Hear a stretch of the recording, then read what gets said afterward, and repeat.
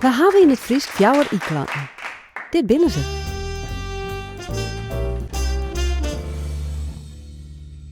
De kwatte i, skreuma y, zit in knien.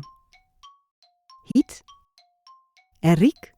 Ek stiet er een eind van worden, like als taxi en politici. Maar ek in het vaarvoegsel in, like als internet, internationaal en inductie. Dan de letter i. Een wut met een y, zoals piek, kist langer meidje. Dan schreeuwt krekt wat oors. Pieken. Dat komt door het i op een wutlid. De kwatte e kist vinden in tinken, zitten en pisje. Dan kan er ik nog klinken als Sjoch naar un en ut. De lange klank dubbel i vies net in het Nederlands, maar wel in het Cies. Wiet en lief. Het twaluut ie sprekst uit mij een golfke.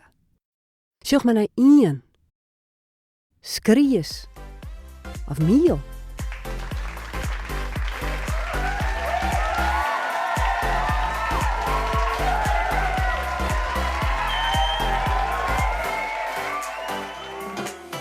Klik hier voor meer taalschetsen.